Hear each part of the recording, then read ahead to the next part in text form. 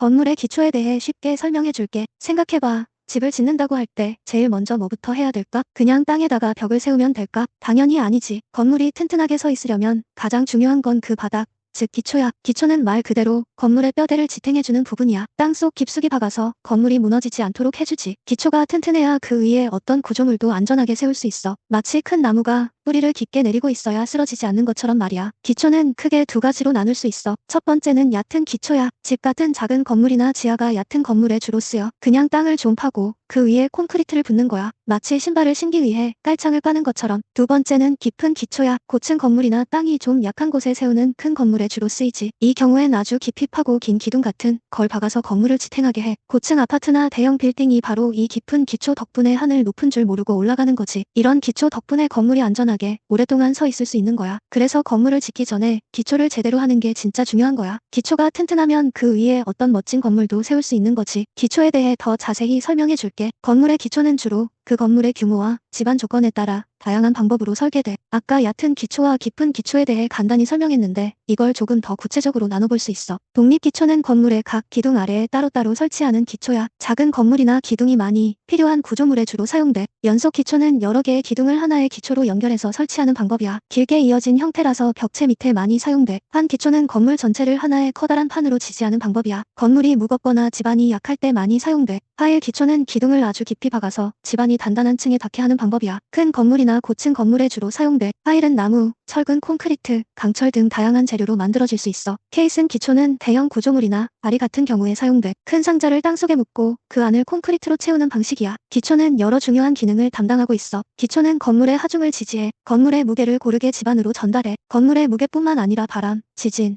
눈 등의 외부 하중도 견딜 수 있도록 해줘. 기초는 침하를 방지하는데 건물이 일정한 위치에서 내려앉지 않도록 해. 만약 기초가 제대로 설치되지 않으면 건물이 한쪽으로 기울거나 균열이 생길 수 있어. 기초는 균형을 유지해서 건물이 외부의 힘에도 불구하고 똑바로 서 있도록 도와줘. 특히 고층 건물에서는 기초가 아주 중요해. 기초 공사는 대략 다음과 같은 순서로 진행돼. 집안 조사를 통해서 먼저 땅의 상태를 조사해. 이 과정에서 땅의 단단함, 물의 흐름 등을 파악해. 그리고 집안 조사 결과를 바탕으로 어떤 종류의 기초가 적합한지 설계해. 여기서 건물의 무게, 용도 등을 모두 고려해. 그 다음 설계된 대로 땅을 파내. 얕은 기초는 조금만 파도 되지만 깊은 기초는 아주 깊이 파야 해. 땅을 다 파냈으면 콘크리트나 철근을 사용해 기초를 설치해. 필요한 경우 파일을 받거나 케이슨을 설치해. 마지막으로 다짐 및 마무리 작업을 해. 기초가 설치된 후에는 흙을 다시 덮고 다져줘. 이 과정에서 기초가 튼튼하게 자리 잡을 수 있도록 해. 기초 공사는 매우 중요해서 꼭 전문가가 설계하고 시공해야 해. 잘못된 기초는 나중에 큰 문제를 일으킬 수 있어. 예를 들어 건물이 기울거나 심하면 붕괴할 위험도 있거든. 결론적으로 기초는 건물의 안정성과 안전성을 보장하는 데 필수적인 요소야. 튼튼한 기초 위에 세운 건물은 오랫동안 안전하게 사용할 수 있어.